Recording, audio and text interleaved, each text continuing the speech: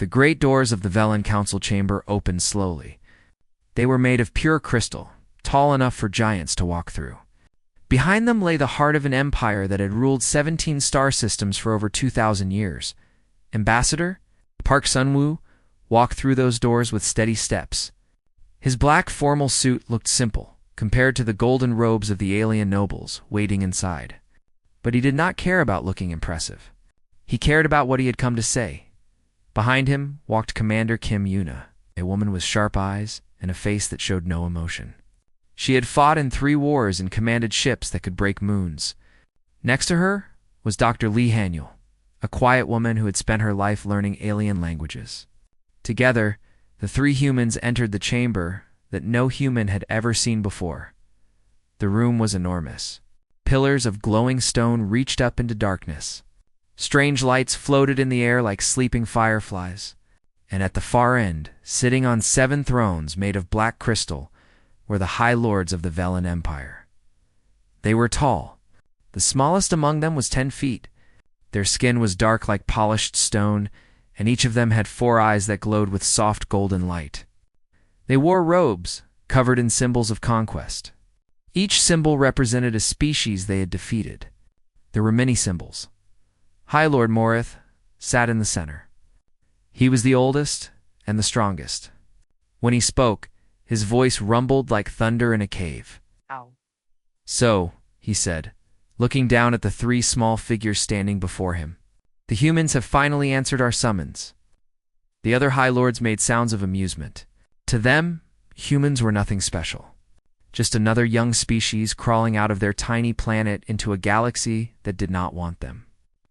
We have been watching your kind for 3 of your centuries, Morith continued. You spread slowly. You fight among yourselves. You have no great ships, no mighty weapons, no empires spanning the stars. He leaned forward on his throne, and his 4 eyes narrowed. But we are generous. We have decided to allow your species to exist within our trade routes. You will follow our laws. You will pay tribute to our empire. You will bow when our ships pass through your little system. The High Lords nodded in agreement. This was how things worked. The strong commanded. The weak obeyed. Ambassador Sun-woo stood very still. He listened to every word. His face showed nothing. When Morath finished speaking, silence filled the chamber. The alien lords waited for the human to kneel. They waited for words of gratitude. They waited for the fear that always came when lesser species faced the power of the Velen Empire instead. Sun-woo reached for a small device on his wrist. He pressed a button, and a holographic display appeared in the air before him. Blue light filled the space between the humans and the thrones. Before we discuss any terms, Sun-woo said, I must speak about something that happened 37 Earth days ago. High Lord Morith raised one of his hands. You are here to accept our offer. Nothing else matters. This matters, Sun-woo replied.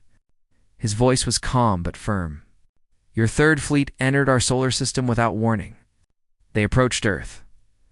They opened fire on Orbital Station Hannah, a civilian station above our moon. The holographic display showed images. A space station spinning peacefully in the darkness.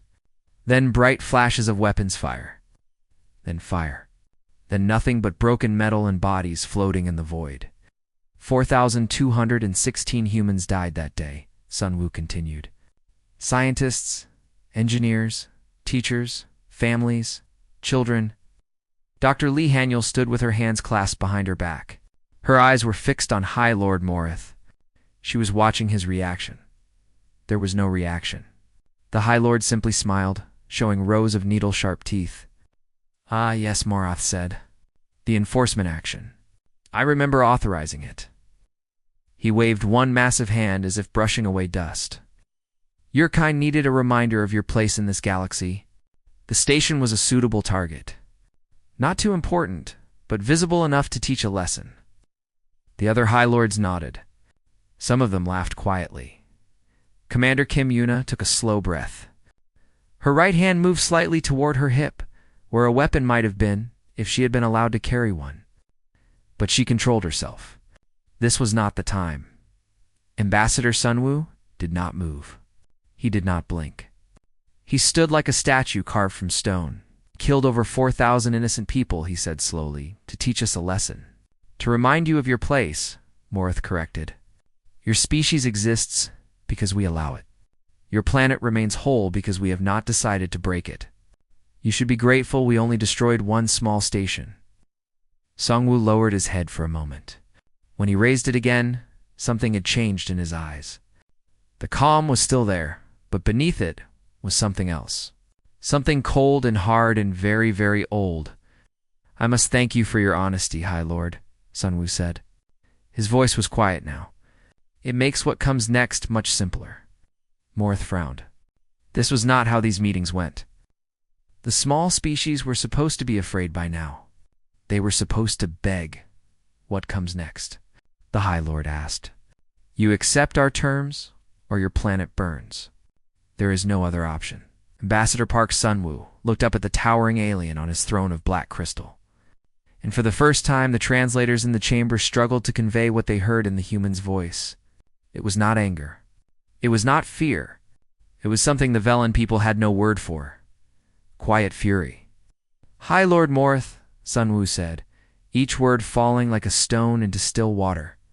Lords of the Velen Empire. You have misunderstood something very important about my species.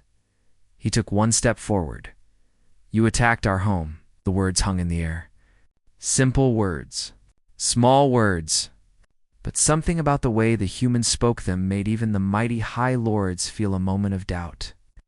And now, Sunwoo continued, you will learn why that was the worst mistake your empire has ever made. The council chamber fell silent. The Velen High Lords looked at each other with confusion in their glowing eyes. They had conquered dozens of species across 17 star systems. They had heard threats before. They had heard begging. They had heard screaming, but they had never heard a voice like this. So calm, so cold, so absolutely certain. High Lord Moraith recovered first. He laughed, and the sound echoed through the massive chamber like rocks falling down a mountain. The worst mistake? He said, Little human, do you understand who we are? We have crushed civilizations older than your entire species. We have burned worlds that refuse to kneel. Your one small planet means nothing to us. Ambassador Sunwoo did not respond. Instead, he looked at Dr. Lee Haniel and gave her a small nod. Neil stepped forward. She was not a soldier like Commander Yuna. She was not a politician like Sunwoo. She was a scholar, a woman who had spent 20 years studying alien cultures and languages. But when she spoke, her voice filled the chamber with an authority that surprised even the High Lords.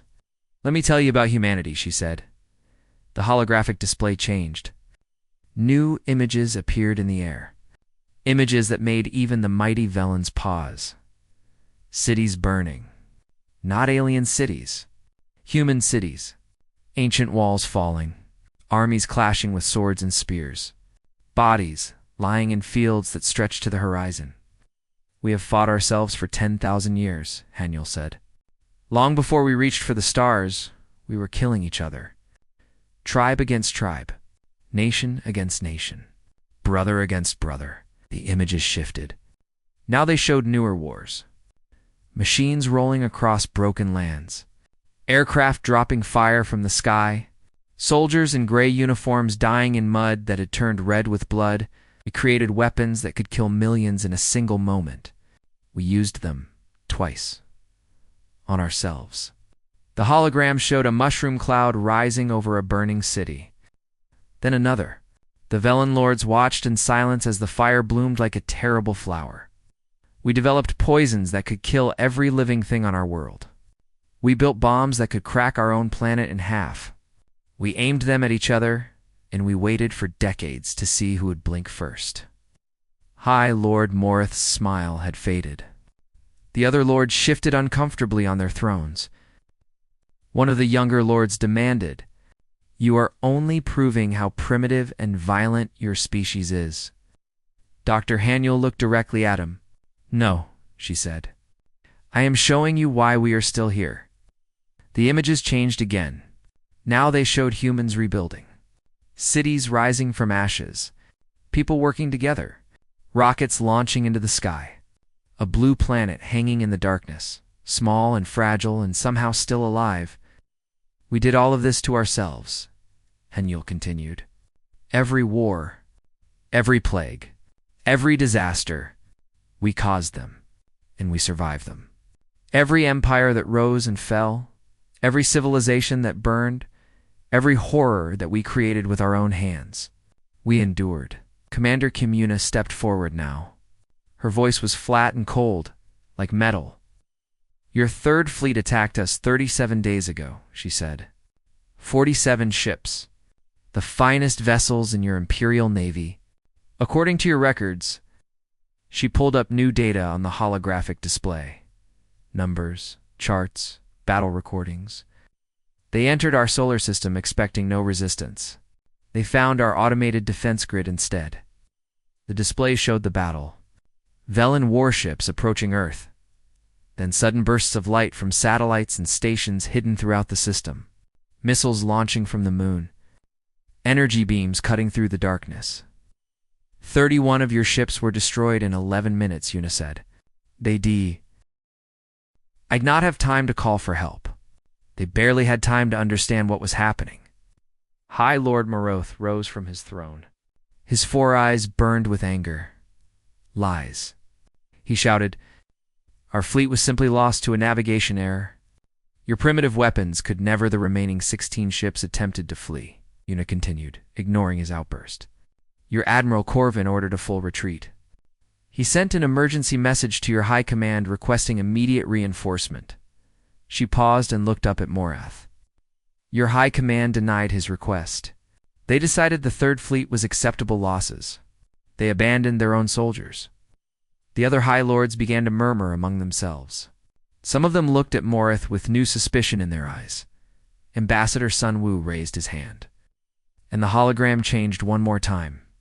Now it showed wreckage. Broken Velen ships floating in the darkness near Earth's moon. And surrounding that wreckage, human warships. Sleek and angular, and covered in weapons that the Velens had never seen before.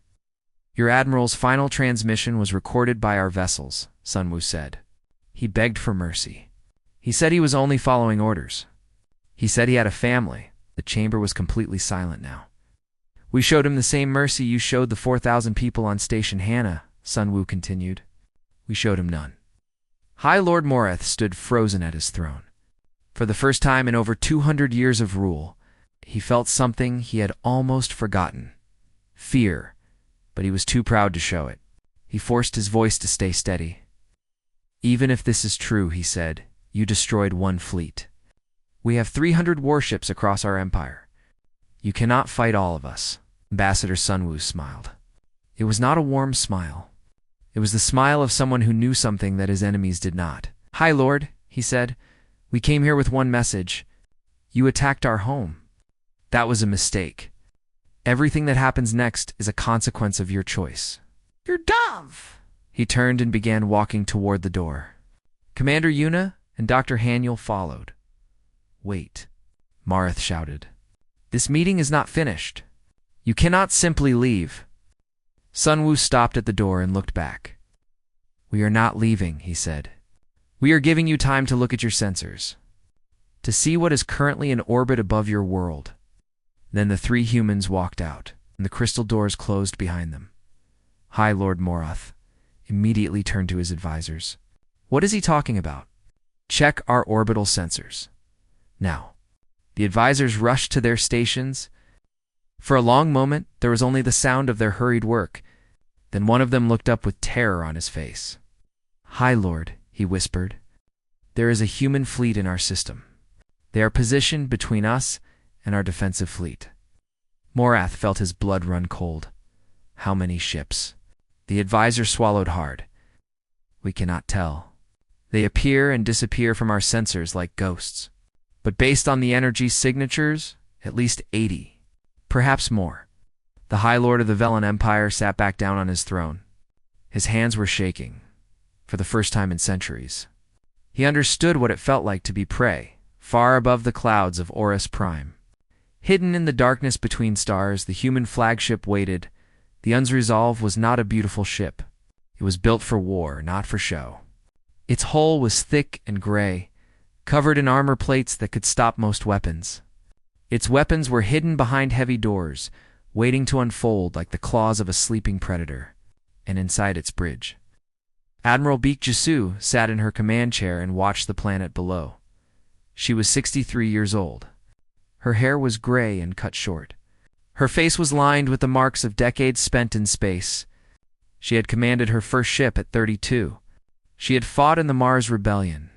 She had led the defense of Earth when the Velans came, and she had ordered the destruction of every Velan ship that tried to flee. "Ambassador Park has delivered our first message," said Lieutenant Choi Minho, her aide. He was young, barely 25, but he had proven himself smart and loyal. "The Velan Council is in emergency session," Jisu nodded slowly. "And their fleet?" 112 vessels have been called to this system. They are holding position at the edge, near the fourth planet. Standard defensive formation. "They're scared but trying not to show it," said Commander Osera from the tactical station. She was studying the Velan formation on her screen, noting every ship, every weapon, every possible weakness. "Their positioning is wrong for an attack. They are protecting their retreat routes." "Good," Admiral Jisu said. "Fear makes people careful. Careful is good." She looked around her bridge. 30 officers worked at their stations, each one focused on their duties. They had trained for years for moments like this. They were ready. "How many of our ships are currently visible to Velan sensors?" she asked. Minho checked his data. "Only the Resolve, Admiral. The rest of the fleet remains hidden." "Open a channel to all ships." Soft tone indicated the channel was open. Jisu's voice would now reach every human vessel in the system. 87 warships, 12 carrier groups. And for planet crackers that had been locked away after the last Earth War and quietly brought back into service the day the Velans attacked. "This is Admiral Beek," she said. "All ships remain at condition yellow. Weapon systems armed but not deployed. Stealth protocols active. We do not fire unless fired upon, and we do not reveal ourselves until I give the order." She paused, then added, "These aliens killed our people, our families, our children. Every person on this fleet has a right to their anger, but we are not here for revenge. We are here to make sure this never happens again. Discipline first. Vengeance second. Beak out." The channel closed.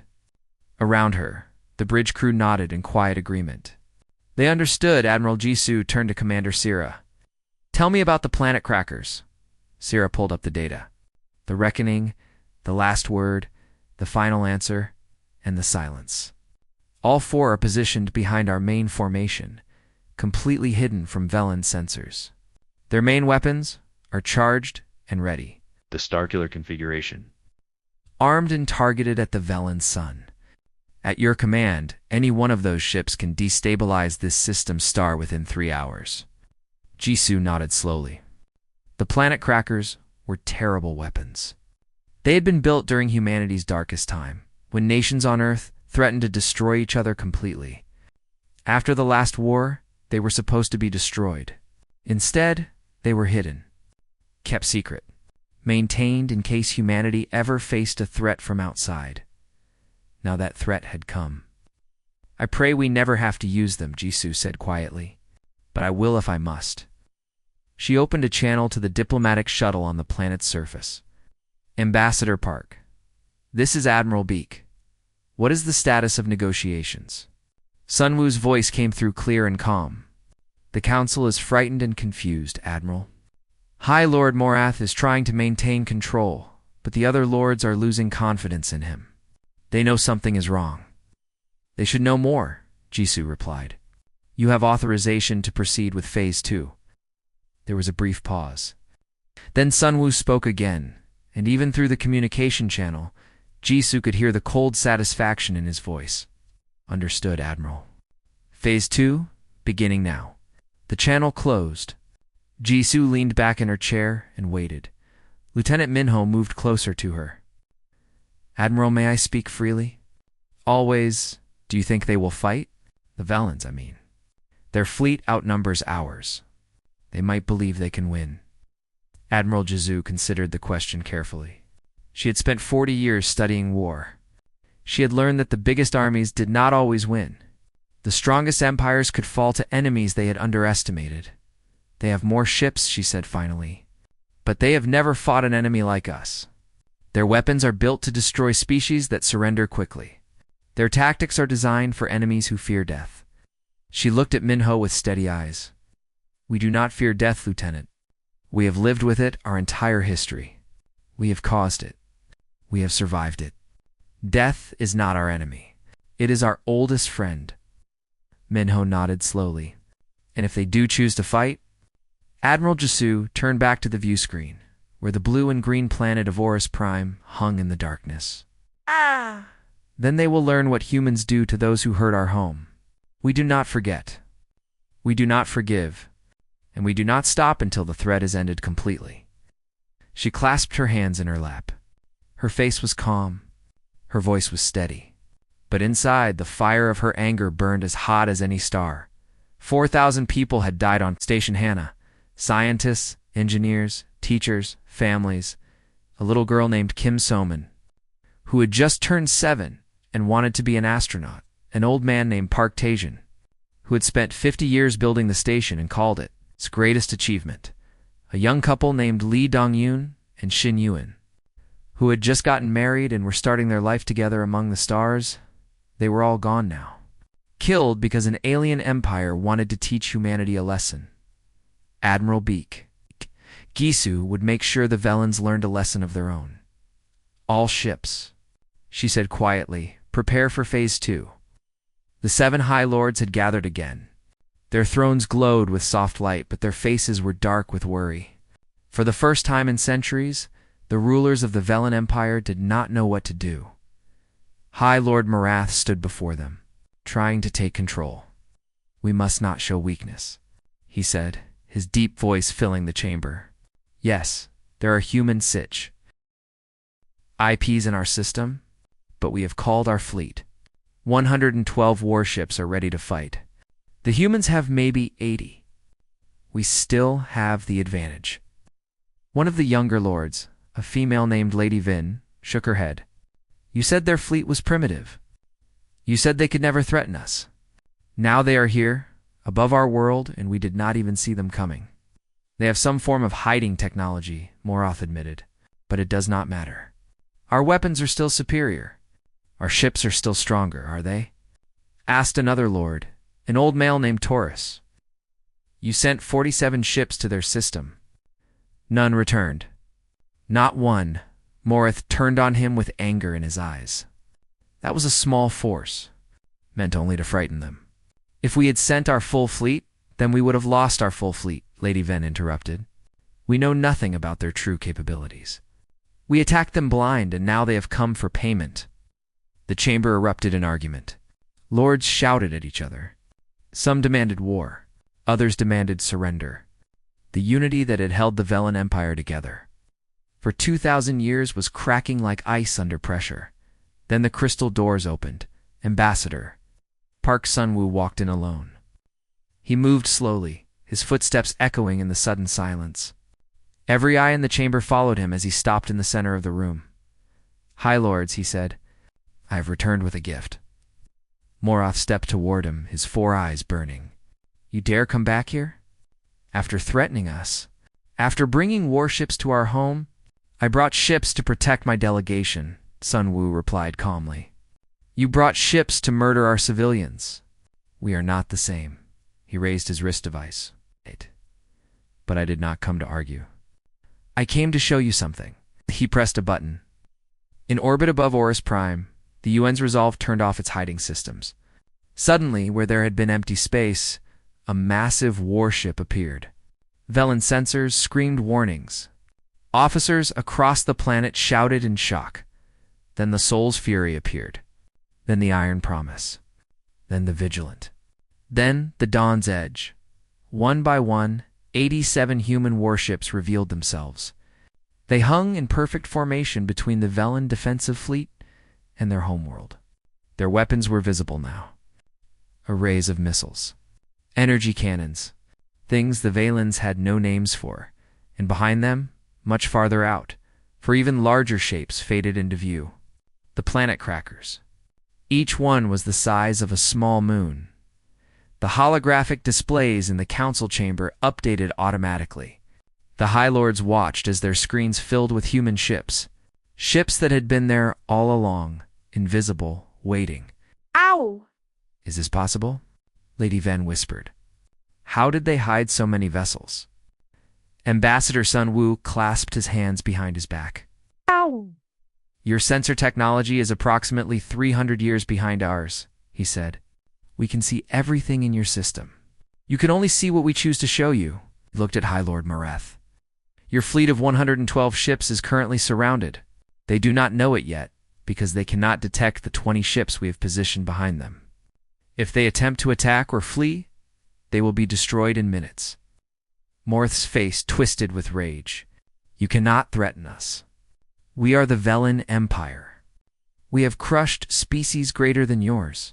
You have crushed species that were afraid to die, Sun Wu replied. We are not afraid. He pulled up new data on the holographic display. It showed one of the planet crackers in detail. The massive weapon mounted on its front was slowly rotating toward the Velen sun. This is the reckoning, Sun Wu said. Its main weapon can fire a beam of concentrated energy directly into the heart of a star. Within 3 hours, your sun would become unstable. Within 12 hours, it would explode. Every planet in your system would be destroyed. The High Lord stared at the display in horror. We built these weapons a long time ago, Sun Wu continued. We used them on ourselves during our last great war. We swore never to use them again. He paused, letting the weight of his words settle. We will break that promise if you ever threaten our home again. High Lord Morath took a step back. His hands were shaking. Around him, the other lords were frozen in their seats. This is not a negotiation, Commander Kim Yuna's voice echoed from the speakers, broadcasting from the Resolve. This is a warning. You killed our people. You laughed about it. You expected us to bow. Her voice hardened. We do not bow. Ambassador Sun Wu reached into his coat and pulled out a small data device. He placed it on the floor in front of the thrones. On this device is a treaty. You will agree to full payment for the attack on Station Hannah. You will give up all claims to territory within 50 light-years of our solar system. You will give us the names of every officer who ordered or participated in the attack. Those who are still alive will be sent to Earth for judgment. He straightened and looked directly at High Lord Morath. You have 1 hour to sign. If you do not, we will consider it a declaration of war. And I promise you, High Lord, you do not want to see what happens when humanity goes to war. He turned and began walking toward the door. Wait, Morath shouted. His voice cracked with desperation. You cannot do this. The other empires will not allow it. The galactic community Sun Wu stopped, but did not turn around. The galactic community is watching right now, he said. Every species with sensors pointed at this system knows what is happening. They are learning something important today. Now he looked back, and his eyes were cold as the space between stars. They are learning what happens when you attack humanity's home. We walked out of the chamber, and the crystal doors closed behind him with a sound like a final judgment. High Lord. Morath stood alone in the center of the room, surrounded by lords who no longer trusted him. On the screens around them, human warships waited in patient silence. The hour had begun. The treaty was signed in 43 minutes, not 1 hour. Not even close. The 7 High Lords argued among themselves for barely 15 minutes before they realized there was no choice. They had believed themselves masters of the galaxy. Now they understood they had only been playing at power while something far more dangerous watched from the shadows. Lady Vin was the first to sign. Then Lord Taurus. Then the others, one by one, pressing their seals to the document that would change the balance of power in the galaxy forever. High Lord Morath was the last. His hands trembled as he made his mark. His face was gray with shame. For 200 years he had led the Velen Empire with an iron fist. Now he was signing away their pride, their territory, and their dreams of conquest. It is done, he said. His voice empty, Ambassador Park Sun-woo took the treaty and examined it carefully. He checked every seal, every signature, every word. "There is one more matter," he said. Morath looked up with tired eyes. "What more could you possibly want?" "The names on your list," Sun-woo replied. "The officers who ordered the attack on Station Hannah. One name is missing." He looked directly at Morthures. The chamber fell silent. The other High Lords shifted uncomfortably. They knew what was coming. "You said she personally authorized the attack," Sun-woo continued. "That makes you responsible for the deaths of 4,216 human beings." Morath rose from his throne, his 4 eyes blazing. "I am the High Lord of the Velen Empire. I will not be judged by primitive animals." He raised his hand, and energy crackled around his fingers. The Velens had natural control over electrical forces. It made them deadly in close combat. "Guards," he shouted. "Kill the human." Nothing happened. Morath looked around in confusion. The guards who should have been standing at the doors were gone. The soldiers who protected the council chamber had disappeared. "They left 20 minutes ago," said Lady Ven quietly. "While you were still trying to decide what to do." They knew this was over.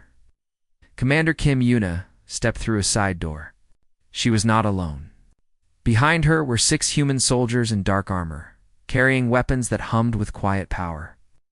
"Hi, Lord Morath," Yuna said. "You are under arrest for crimes against humanity.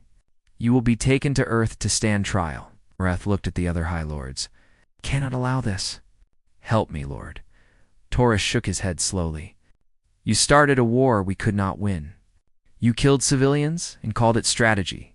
You brought ruin to our empire because you believed we were invincible." He turned away. "You were wrong." "Now you will pay the price alone." 2 human soldiers stepped forward and secured Morath's hands with metal restraints. He struggled for a moment, then stopped. The energy faded from his fingers. The fight left his body as they led him toward the door. Ambassador Sun-woo spoke one last time. "For what it is worth, High Lord, we did not want this. We were content to grow quietly, to explore the stars in peace. You could have ignored us. You could have traded with us. You could have been our friends." He paused. "You chose to be our enemies instead. Remember that when you stand before our courts. Remember that you had a choice." Morath said nothing. His head hung low as the soldiers took him away. 3 days later, the human fleet departed from Velen space. Their mission was complete. The treaty was signed. The prisoners were secured. The message was delivered. On board the UNS Resolve, Ambassador Sun-woo stood at the observation window and watched the stars streak past. Dr. Lee Hanyul joined him, carrying 2 cups of tea. She handed one to him. "It's over," she said. Sun-woo took a sip of the tea. It was warm and slightly bitter, just the way he liked it. "This part is over," he agreed. "But the real work is just beginning. The Velens have surrendered, but there are other empires out there. Other species who saw what happened here. They will fear us now." "Yes, and fear can be dangerous. Some will try to make peace with us. Others will see us as a threat that must be destroyed before we become too strong." He turned to look at her. "Hey, we will need to be ready for both." Hanyul nodded slowly. She understood. Humanity had revealed its true strength to the galaxy. There was no going back. From this moment forward, every species would know what humans were capable of. Some would respect them. Some would hate them. None would ever underestimate them again. "The crew is holding a memorial service tonight," Hanyul said. "For the people who died on Station Hannah." "I will be there." That night, the crew of the Resolve gathered in the ship's main hall. Admiral Baek Jisoo stood at the front, reading the names of the dead. Every name. All 4,216 of them. It took 3 hours. No one left. No one complained. They stood in silence and listened, honoring those who had been taken from them. When the last name was read, Admiral Jisoo looked out at her crew. "They died because an empire thought we were weak," she said. "They died because someone decided their lives did not matter. We have answered that insult with action. The enemy has been defeated, Justice has been served. She paused. But we must never forget why we fight. Not for revenge. Not for glory. Not for power. We fight because we protect each other. We fight because an attack on any human is an attack on all of us. And we fight because our home, our people, our future must be defended at any cost. She raised her hand in salute. For Earth, for humanity.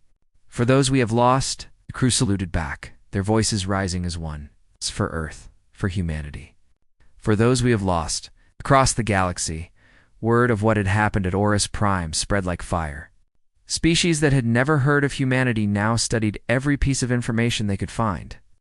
Empires that had dismissed them as primitive farmers updated their records with new and frightening data.